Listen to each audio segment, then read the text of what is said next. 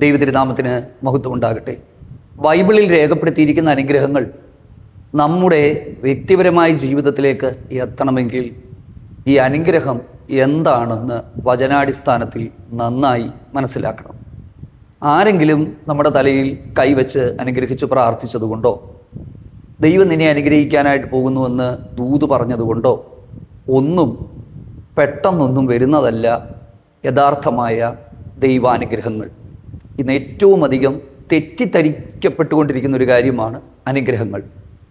ദൈവം അബ്രഹാമിനോട് പറഞ്ഞു, ഞാൻ നിന്നെ ഐശ്വര്യമായി അനുഗ്രഹിക്കും. എന്താണ് ഐശ്വര്യമായ അനുഗ്രഹം? ഐശ്വര്യവും സമ്പത്തും അവൻ്റെ വീട്ടിലുണ്ടാകും. യഹോവ തൻ്റെ ജനത്തിന് സമാധാനം നൽകി അനുഗ്രഹിക്കും.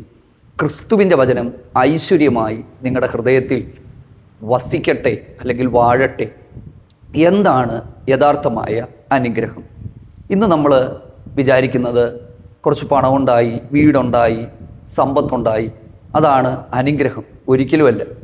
ഞങ്ങൾ ദൈവദാസന്മാർ പലരുടെ വീടുകളിൽ പ്രാർത്ഥിക്കാൻ പോകുന്നത് കൊണ്ടും പലരെ അടുത്തറിയാവുന്നത് കൊണ്ട് ഞാൻ പറയാം, വലിയ വലിയ സൗകര്യത്തിലൊക്കെ ജീവിക്കുന്നവർ പുറമേ കാണുമ്പോൾ അനുഗ്രഹിക്കപ്പെട്ടവരാണെന്ന് നമുക്ക് തോന്നിയാലും നമ്മുടെ ആ വീടിൻ്റെ ഉള്ളിലേക്ക് കയറി ചെല്ലുമ്പോൾ അവിടെ ഒരു ശൂന്യത നമുക്ക് മനസ്സിലാക്കാനായിട്ട് പറ്റും.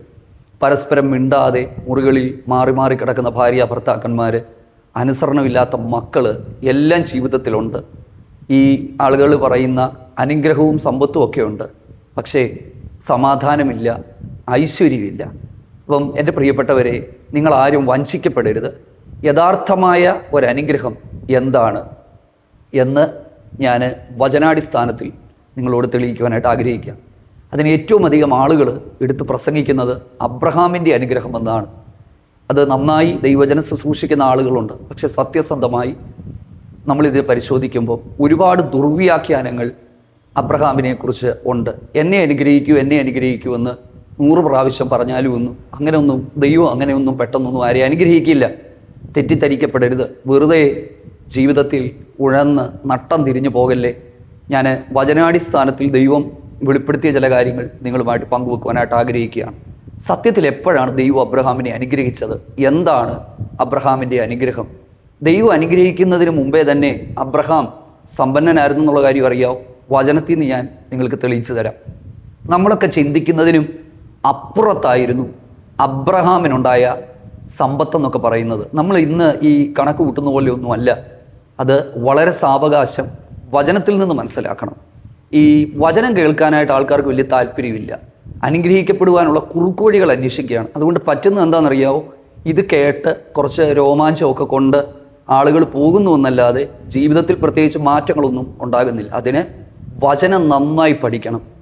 ഞാൻ വലിച്ചു നീട്ടുന്നില്ല, വളരെ പെട്ടെന്ന് ഞാൻ നിങ്ങളുമായിട്ട് പറയാനായിട്ട് ആഗ്രഹിക്കുകയാണ്. പക്ഷെ കുറച്ചധികം സമയമെടുക്കും, കാരണം അത്ര ഗൗരവമായ വിഷയങ്ങളാണ് വചനത്തിൻ്റെ അകത്ത് കിടക്കുന്നത്. അത് വചനം വായിക്കുകയും ധ്യാനിക്കുകയും ചെയ്തപ്പോൾ എനിക്ക് മനസ്സിലായി, എൻ്റെ വായനയിലും പഠനത്തിലും ദൈവത്തിൻ്റെ ആത്മാവ് എനിക്ക് വെളിപ്പെടുത്തി തന്ന കാര്യങ്ങൾ നിങ്ങളുമായിട്ട് പങ്കുവെക്കുവാനായിട്ട് ആഗ്രഹിക്കുകയാണ്.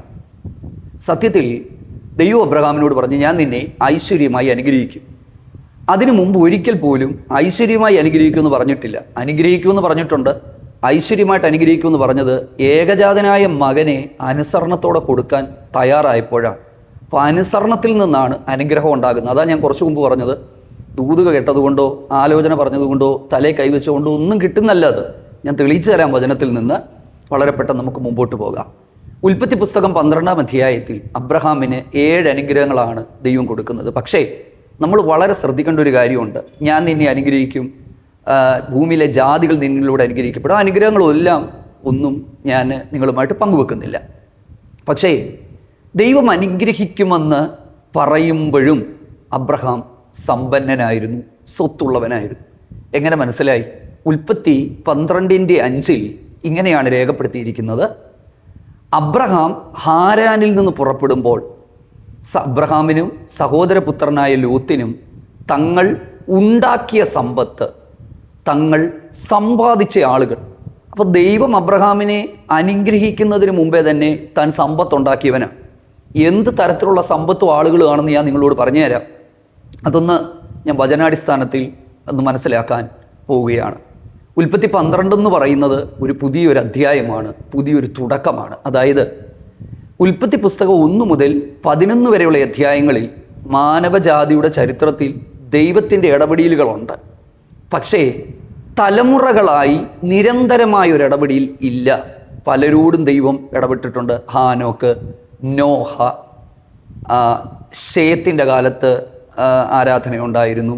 അപ്പം അങ്ങനെ പല കാര്യങ്ങൾ രേഖപ്പെടുത്തിയിട്ടുണ്ട്. പക്ഷേ തലമുറയായി നിരന്തരമായ ഒരു ദൈവിക ഇടപെടലുകൾ നമ്മൾ കാണുന്നത് ഉൽപ്പത്തി 12-ലാണ്. അതാണ് അബ്രഹാമിൻ്റെ വിളിക്ക് ഇത്രയധികം പ്രാധാന്യമുള്ളത്. ഉൽപ്പത്തി 12-ൽ അബ്രഹാമിനെ ദൈവം വിളിച്ചിറക്കുമ്പോൾ അബ്രഹാമിനെ കുറിച്ച് പറയുന്നത് നമ്മൾ മനസ്സിലാക്കേണ്ടുന്നത്, ഏബ്രഹാം എന്ന് പറയുന്നയാൾ ഹി വാസ് എ വാണ്ടറിങ് അരാമ്യൻ എന്നാണ്. ഞങ്ങൾ ബൈബിൾ കോളേജിൽ പഠിക്കുമ്പോൾ സ്ഥിരമായിട്ട് കേൾക്കുന്ന ഒരു പദമായിരുന്നു വാണ്ടറിങ് അരാമ്യൻ. അതായത് ഇങ്ങനെ ഒരു നൊമാഡ്സ് ആയിരുന്നു. ഈ വാണ്ടറിങ് അരാമ്യൻ എന്ന് പറയുമ്പം നമ്മുടെ മനസ്സിലേക്ക് ഓടി വരുന്നത് പണ്ടൊക്കെ ഗ്രൗണ്ടുകളിലും സ്റ്റേഡിയങ്ങളിലും ഒക്കെ നാടോടികളായ ആളുകൾ വരുമായിരുന്നു. അവർ ഈ ടെൻറ്റുകളൊക്കെ അടിച്ച് താമസിച്ച് ഈ ചൂലും മൺപാത്രങ്ങളും ഒക്കെ വിറ്റ് കാശുണ്ടാക്കി അവിടെ ജീവിക്കും. പക്ഷേ അവരുടെ ജീവിതം എന്ന് പറയുന്നത് വളരെ പരിതാപകരമായ ജീവിതമായിരുന്നു. അതായത് നിത്യവൃത്തിക്ക് വകയില്ല, നല്ല തുണിയില്ല. പക്ഷെ അബ്രഹാമും ലോത്തും ഒക്കെ വാണ്ടറിങ് അരാമിയൻസ് എന്ന് പറയുമ്പോൾ അവർ സർവ്വസമ്പന്നരായിരുന്നു. എന്ത് സമ്പത്തായിരുന്നു? സമ്പത്തിനെ കുറിച്ച് ഞാൻ നിങ്ങളോട് പറയാം, അപ്പോൾ നിങ്ങൾ അത്ഭുതപ്പെടും. അതാ ഞാൻ പറഞ്ഞത്, ദൈവം തരുന്നത് വെറും സമ്പത്ത് മാത്രമല്ല.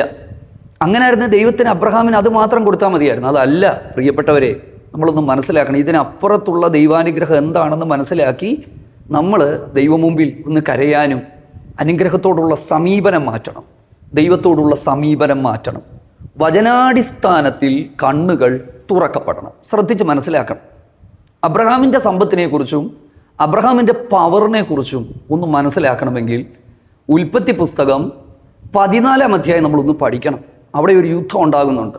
അതായത് വളരെ പെട്ടെന്ന് ഞാനൊന്ന് പറഞ്ഞു തരാം. രാജാക്കന്മാർ തമ്മിലുള്ള യുദ്ധമാണ്. 1ഉം 2ഉം അല്ല, കുറച്ചധികം രാജാക്കന്മാർ ആരാന്ന് ഞാൻ പറഞ്ഞുതരാം. അബ്രഹാമിൻ്റെ സഹോദര പുത്രനാണല്ലോ ലോത്ത്.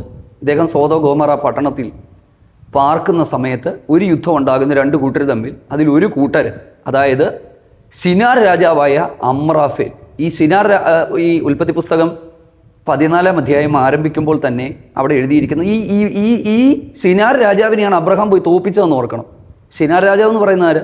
ഈ ശിനാർ എന്ന് പറയുന്നത് പുരാതന ബാബിലോൺ പട്ടണമാണ്. നമ്മൾ ഈ പ്രളയാനന്തര ഭൂമിയുടെ ചരിത്രം പഠിക്കുമ്പോൾ ശിനാർ ദേശത്ത് നിമ്രോദ് എന്ന് പറയുന്ന ഒരു നായാട്ട് വീരൻ ഉണ്ടായിരുന്നു. അവനാണെന്നാണ് പറയുന്നത് ടവർ ഓഫ് ബാബിലോൺ പണിതത് യഹോവയുടെ മുമ്പാകെ നായാട്ട് വീരനായിരുന്നു. അവൻ്റെ ജനറേഷനിൽ പെടുന്ന അമ്രാഫേൽ ചെറിയ ആളാണോ? ഒരിക്കലുമല്ല. ഈ ശിനാർ രാജാവായ അമ്രാഫേൽ, ഏലോം രാജാവായ കേദർലായോമർ, ഇങ്ങനെയുള്ള 3-4 രാജാക്കന്മാരുണ്ട്. അടുത്തത് എലാസാർ രാജാവായ അര്യോക്ക്, ജാതികളുടെ രാജാവായ തീതാൽ. അപ്പം ഇത്രയധികം രാജാക്കന്മാരെ ഒറ്റ രാത്രി കൊണ്ട് പോയി കീഴ്പ്പെടുത്തിയ വ്യക്തിയാണ് അബ്രഹാം എന്ന് നമ്മൾ ഓർക്കണം. മനസ്സിലായോ? പക്ഷെ ഇതും കഴിഞ്ഞിട്ട് ദൈവം പറയുന്നത് ഞാൻ നിന്നെ ഐശ്വര്യമായി അനുഗ്രഹിക്കും. അപ്പോൾ അന്ന് അബ്രഹാമിനുണ്ടായിരുന്ന അനുഗ്രഹം എന്താണ്? നമ്മുടെ കാഴ്ചപ്പാടുകളൊന്ന് മാറണം. ദൈവത്തിന് സ്തോത്രം. ഞാൻ വളരെ പെട്ടെന്ന് പോവുകയാണ്. ഇത് സത്യത്തിൽ നമ്മൾ സമയമെടുത്ത് പഠിക്കേണ്ട ഒരു കാര്യമാണ്. പക്ഷേ വളരെ പ്രധാനപ്പെട്ടതെന്ന് എനിക്ക് തോന്നുന്ന കാര്യങ്ങൾ മാത്രം ഞാൻ നിങ്ങളുമായിട്ടൊന്ന് പങ്കുവെക്കുകയാണ്. അപ്പം ഈ അബ്രഹാം ഒരു വാർത്ത അറിഞ്ഞു. തൻ്റെ സഹോദരപുത്രനായ ലോത്തിൻ്റെ സമ്പത്തുകളെയും ആളുകളെയും എല്ലാം ഈ പറയുന്ന 4 രാജാക്കന്മാരും അവരുടെ സൈന്യം എല്ലാം കൂടെ കൂടിയെടുത്തുകൊണ്ട് പോയി. ഈ വിവരം അറിഞ്ഞപ്പോൾ 14-ൽ രേഖപ്പെടുത്തിയിരിക്കുന്നത് അബ്രഹാം തൻ്റെ വീട്ടിൽ ജനിച്ചവരും അഭ്യാസികളുമായ 318 പേര് അഭ്യാസികൾ. അപ്പം അബ്രഹാമിൻ്റെ സ്ട്രെങ്ത് നിങ്ങളൊന്ന് ചിന്തിക്കണം. വീട്ടിൽ ജനിച്ച അഭ്യാസികൾ. അപ്പം നമ്മൾ ഈ ചിന്തിക്കുന്നത് പോലെയുള്ള നാടോടികൾ, ദരിദ്രരായ നാടോടികളൊന്നുമല്ല. അഭ്യാസികൾ വീട്ടിൽ ജനിച്ചവരാണ്. അപ്പം നമ്മൾ ചിന്തിക്കുക എന്നാ അഭ്യാസികളാണ്. ഈ അഭ്യാസികൾ പോയിട്ടാണ് ഈ രാജാക്കന്മാരെ കീഴടക്കി സമ്പത്ത് മൊത്തം കൊണ്ടുവന്നത്. അപ്പോൾ മോശക്കാരാണെന്നോ? കുറച്ചുകൂടെ മനസ്സിലാക്കാനായിട്ട് ഞാൻ പറയാം. ദാവീദിൻ്റെ കാലത്തെ വീരന്മാരുടെ ചരിത്രം ബൈബിളിൽ എഴുതിയിട്ടുണ്ട്. അതിൽ ഒരു വീരനെക്കുറിച്ച് എഴുതിയിരിക്കുന്ന അബിശായി എന്ന് പറയുന്ന ഒരു വീരനെക്കുറിച്ച് എഴുതിയിട്ടുണ്ട്. അദ്ദേഹം ചെയ്തത് ഒരൊറ്റ കുന്തത്തിൻ്റെ മുന കൊണ്ട് 300 പേരെ തടഞ്ഞു നിർത്തി കൊന്നുകളഞ്ഞവനാണ്. അപ്പം അങ്ങനെയൊക്കെയുള്ള പുരാതന കാലത്തെ വീരന്മാർ ഉണ്ടായിരുന്നു നമ്മൾ ഓർക്കണം. അപ്പം ശരിക്കും പറഞ്ഞാൽ അബ്രഹാമിൻ്റെ വീട്ടിൽ തന്നെ ഇത്രയധികം സമ്പത്ത് നമ്മൾ ഇന്ന് കാണുന്നത് പോലെ നിയമങ്ങളോ നിയമത്തിൻ്റെ പരിരക്ഷകളോ ആരെങ്കിലും എന്തെങ്കിലും എടുത്തുകൊണ്ട് പോയാൽ കേസ് കൊടുക്കാൻ പോലീസ് സ്റ്റേഷനോ പട്ടാളമോ ഒന്നുമില്ല. ഇപ്പം ഇത്രയധികം ആടുമാടുകളും സമ്പത്തും ജോലിക്കാരും 318 മല്ലന്മാർ, അല്ലെങ്കിൽ ഇന്നത്തെ കാലത്ത് കുറച്ചുകൂടെ പറഞ്ഞാൽ ഗുണ്ടകളെ പോലെയുള്ള അഭ്യാസികളെ പോലെയുള്ള ആര് വന്നാലും നേരിടാൻ കരുത്തുള്ള ആളുകൾ, അവരുടെ കുടുംബങ്ങൾ എല്ലാം കൂടെ നിങ്ങൾ ചിന്തിച്ചോ. 1000 പേർക്ക് ഒരു ദിവസം ചെലവിന് കൊടുക്കണമെങ്കിൽ എത്ര രൂപ വേണ്ടി വരും? 1000 ഉള്ളതൊന്നും എനിക്കറിയില്ല. 318 വീരന്മാർ മാത്രമാണ്. പിന്നെ അവരുടെ ഭാര്യമാരുണ്ട്, പിള്ളേരുണ്ട്, ഈ ആട്ടിൻകൂട്ടങ്ങളുടെ നോട്ടക്കാരുണ്ട്. കർത്താവേ, എന്തൊരു സമ്പന്നനായിരുന്നു ഈ മനുഷ്യൻ. പക്ഷെ ദൈവം ഐശ്വര്യമായി ഈ മനുഷ്യനെ അനുഗ്രഹിക്കുമെന്ന് പറഞ്ഞാൽ അന്നേരം ഒന്നുമല്ല. ഇതൊന്നും ഐശ്വര്യമായ അനുഗ്രഹമല്ല. നമ്മൾ ചിന്തിക്കുന്നത് സമ്പത്തും പണവും ഒക്കെ ഉള്ളവനൊക്കെ അനുഗ്രഹിക്കപ്പെട്ടു. ഒരിക്കലുമല്ല. എൻ്റെ പ്രിയപ്പെട്ടവരെ, യഥാർത്ഥമായ ദൈവാനുഗ്രഹത്തെക്കുറിച്ച് നമ്മൾ മനസ്സിലാക്കണം. അബ്രഹാം മോശക്കാരനൊന്നും അല്ലായിരുന്നു. അദ്ദേഹത്തിന് യുദ്ധതന്ത്രങ്ങൾ അറിയായിരുന്നു. ഒറ്റയടിക്ക് പോയി കീഴ്പ്പെടുത്തുകയല്ല. രാത്രിയിൽ നിമിഷ നേരം കൊണ്ട് കൂട്ടമായിട്ട് തിരിഞ്ഞ് ഈ 4 രാജാക്കന്മാർ, കുറച്ച് മുമ്പ് ഞാൻ പറഞ്ഞതുപോലെ ശിനാർ രാജാവൊക്കെയാണ്, അതായത് അന്നത്തെ കാലത്തെ അറിയപ്പെടുന്ന ആളുകൾ, അവരോടൊക്കെ പോയി മല്ലിട്ട് അവരുടെ കയ്യിൽ നിന്ന് ഈ സമ്പത്തെല്ലാം തിരിച്ചു പിടിക്കാൻ തക്കവണ്ണം കെൽപ്പുള്ളവരായിരുന്നു. അപ്പം ഇത്രയധികം കഴിവും അറിവും യുദ്ധതന്ത്രങ്ങളും എല്ലാമുള്ള ഈ മനുഷ്യനെയാണ് 25ഓളം കൊല്ലം ദൈവാശ്രയം പഠിപ്പിച്ച് ശരിക്കും 75 കൊല്ലത്തെ അനുഭവ പാഠങ്ങൾ 25 കൊല്ലം കൊണ്ട് ദൈവം മായ്ച്ചു കളഞ്ഞു എന്നാണ് എനിക്ക് തോന്നുന്നത്. കാരണം നമ്മുടെയൊക്കെ ജീവിതത്തിലും ചില സമയങ്ങളിൽ നമ്മൾ ഈ അറിവും ജ്ഞാനവും ബുദ്ധിയും കൊണ്ടൊക്കെ നമ്മൾ പലതും നേടാനായിട്ട് ശ്രമിക്കുമ്പോഴും ജീവിതത്തിൽ ചില ശൂന്യതകൾ ദൈവം നമുക്ക് വെച്ചേക്കും. അബ്രഹാമിൻ്റെ ജീവിതത്തിൽ എല്ലാം ഉണ്ടായിരുന്നു. വീട്ടിൽ ജനിച്ച ദാസനാണ് ഇനി അവകാശിയായിട്ട് പോകാൻ പോകുന്നതെന്ന് ഓർക്കുമ്പോൾ, ഒരു വീട്ടിൽ ഒരു ദാസൻ ജനിക്കണമെങ്കിൽ എത്ര കൊല്ലമായി ഈ സമ്പത്തുണ്ടെന്ന് നിങ്ങൾ മനസ്സിലാക്കണം. അതാ ഞാൻ പറഞ്ഞത്, പണ്ട് ഈ സ്റ്റേഡിയത്തിലും ഗ്രൗണ്ടിലും ഒക്കെ അലഞ്ഞു തിരിഞ്ഞ് നടക്കുന്ന ദരിദ്രരായ നാടോടികളെ പോലെയുള്ള ആളൊന്നുമല്ലായിരുന്നു അബ്രഹാം. പക്ഷെ അബ്രഹാമിനോട് ദൈവം പറഞ്ഞു, ഞാൻ നിന്നെ ഐശ്വര്യമായി അനുഗ്രഹിക്കും. എന്താണ് ഐശ്വര്യമായ അനുഗ്രഹം? എൻ്റെ പ്രിയപ്പെട്ടവരെ, ഞാൻ ഒരു തിരുത്തലിലേക്ക് വരികയാണ്. ആളുകൾ വിചാരിക്കുന്നത് എവിടെയെങ്കിലും ഒന്ന് ആരാധനയ്ക്ക് പോയാൽ, എവിടെയെങ്കിലും ഒരു പ്രാർത്ഥന കൂട്ടായ്മയിൽ പോയാൽ, ആരെങ്കിലുമൊക്കെ തലയെ കൈപിടിച്ച് പിടിച്ചാൽ പ്രാർത്ഥിച്ചാൽ കിട്ടുന്ന അനുഗ്രഹമാണ് യഥാർത്ഥ അനുഗ്രഹം. അല്ല. യഥാർത്ഥമായ അനുഗ്രഹം എന്താ? ഉൽപ്പത്തി 22:17 ദൈവം തനിക്ക് കൊടുത്ത മകനെ ദൈവത്തിന് തിരിച്ചു കൊടുക്കാൻ തയ്യാറായപ്പോൾ ഇതുവരെ പറയാത്തൊരു കാര്യം ദൈവത്തിൻ്റെ ദൂതൻ പറയുകയാ, നീ ഇത് ചെയ്യുവാൻ മടിക്കാത്തത് കൊണ്ട് നിന്നെ ഞാൻ ഐശ്വര്യമായി അനുഗ്രഹിക്കും. ഉൽപ്പത്തി 12 ഐശ്വര്യമായ അനുഗ്രഹം. ഞാൻ വീണ്ടും കറക്റ്റ് ചെയ്യുകയാണ്. എപ്പോൾ ജീവിതത്തിൻ്റെ സാഹചര്യങ്ങളിൽ ദൈവത്തിന് മുൻഗണന കൊടുത്തപ്പോൾ പണത്തേക്കാൾ തലമുറയേക്കാൾ ദൈവത്തെ സ്നേഹിക്കാൻ തുടങ്ങി. അതിൻ്റെ അർത്ഥം തൻ്റെ തലമുറ തനിക്ക് പോയെന്നാണോ? ഒരിക്കലുമല്ല. ചിലർ വിചാരിക്കുന്നത് യേശുവിനെ സ്നേഹിക്കാൻ ഇറങ്ങുമ്പോൾ തൊട്ട് എനിക്ക് നഷ്ടമാണ്, എൻ്റെ പിള്ളേരും പോകും, എല്ലാം പോകും. എൻ്റെ പ്രിയപ്പെട്ടവരെ, ഒന്നും പോകത്തില്ല. ദൈവത്തിന് സ്തോത്രം. ദൈവകരങ്ങളിൽ നമ്മുടെ ജീവിതം ഭദ്രമാണെന്ന് നമ്മൾ മനസ്സിലാക്കണം. എന്താ അബ്രഹാമിന് ദൈവം കൊടുത്ത അനുഗ്രഹം? അപ്പം ഇദ്ദേഹത്തിന് ഈ ദൈവം പറഞ്ഞ നാട് തരും, തലമുറ തരും, തലമുറയെ കിട്ടി, നാട് കിട്ടി. പക്ഷെ എബ്രായ ലേഖനത്തിൽ പറയുകയാ, കൂടാരത്തിൽ പാർത്തുകൊണ്ട് ദൈവം ശില്പിയായുള്ളതും അടിസ്ഥാനങ്ങളുള്ളതുമായ നഗരത്തിന് വേണ്ടി അബ്രഹാം കാത്തിരുന്നു. എന്തായിരുന്നു അത്?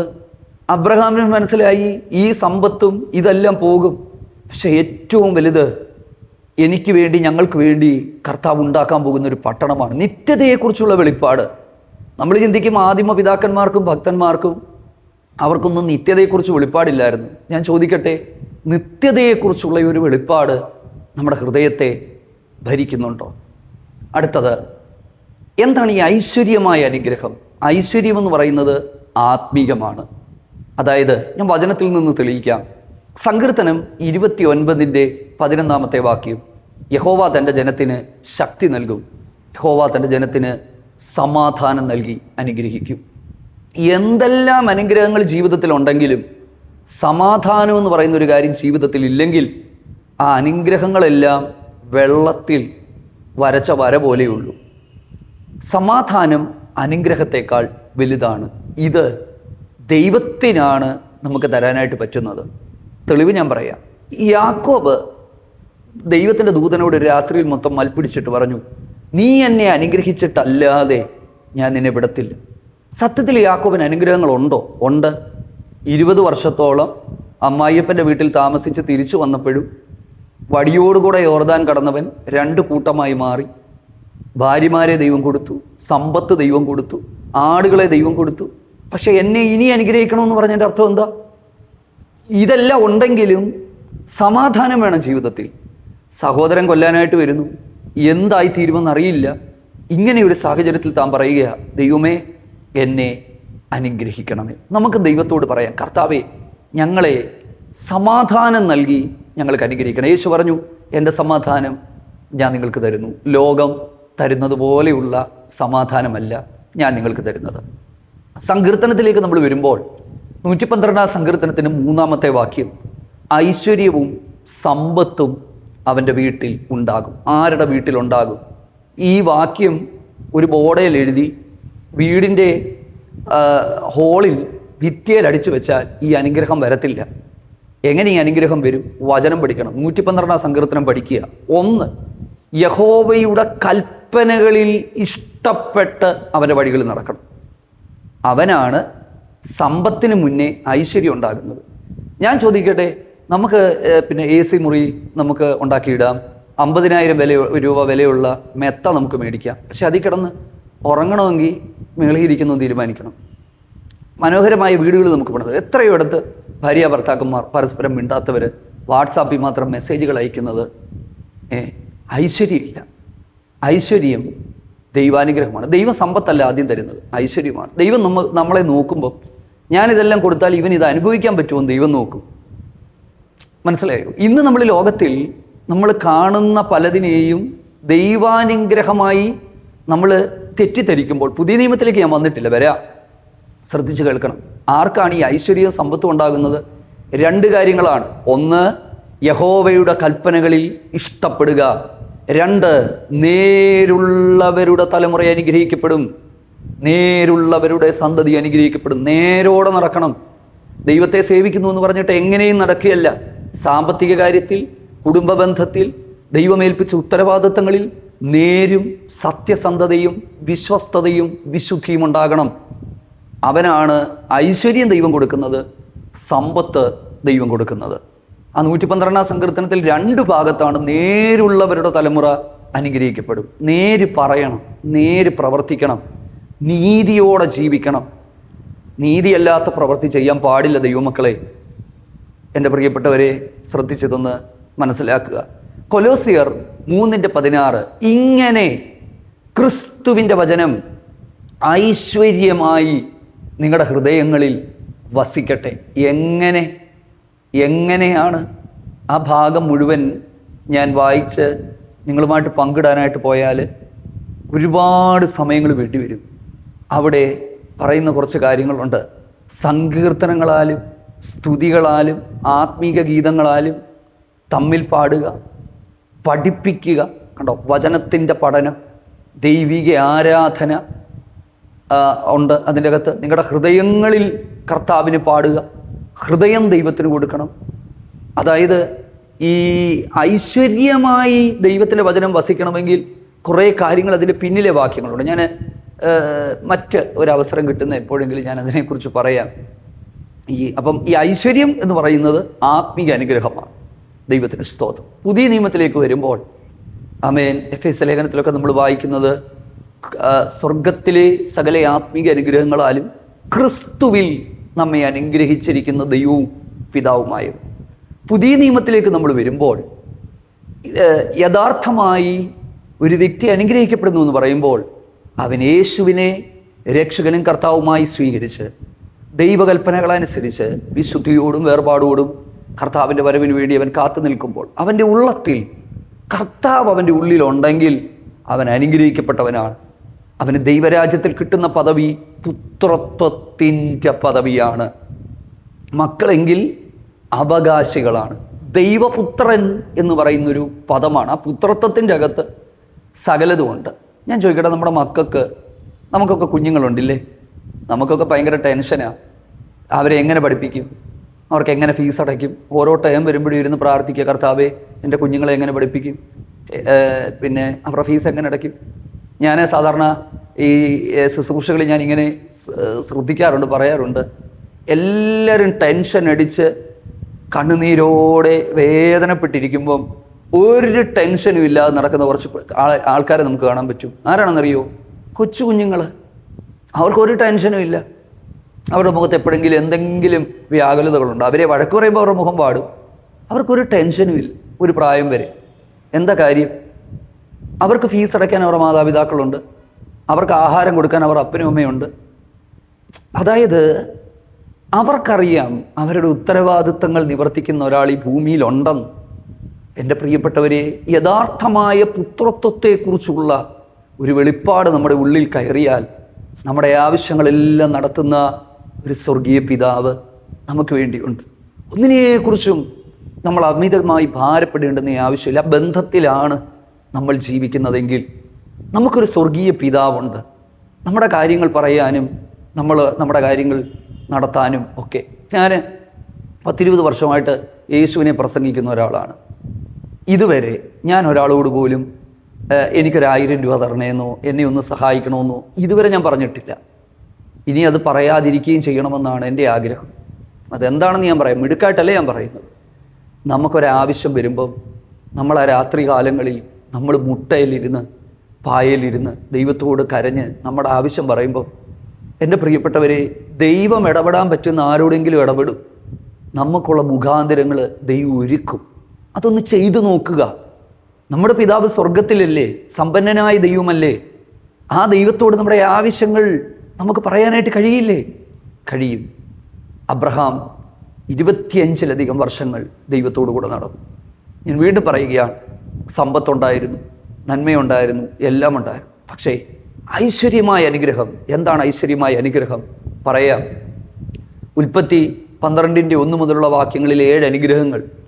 ഗലാത്യ ലേഖനത്തിലേക്കൊക്കെ വരുമ്പോൾ പൗലോസ് പറയുക, വിശ്വാസികളാണ് അബ്രഹാമിൻ്റെ മക്കൾ. ഇന്നും ഈ ഭൂമിയിലുള്ള ഓരോ വ്യക്തികളെ നിങ്ങൾ എടുത്തു നോക്കിക്കോ, എല്ലാവരും അവകാശം പറയുന്നത് അബ്രഹാമിലാണ്. ക്രൈസ്തവർ അബ്രഹാമെ പിടിക്കുന്നു, യഹൂദന്മാർ അബ്രഹാമെ പിടിക്കുന്നു, മുസ്ലിംസ് അബ്രഹാമെ പിടിക്കുന്നു.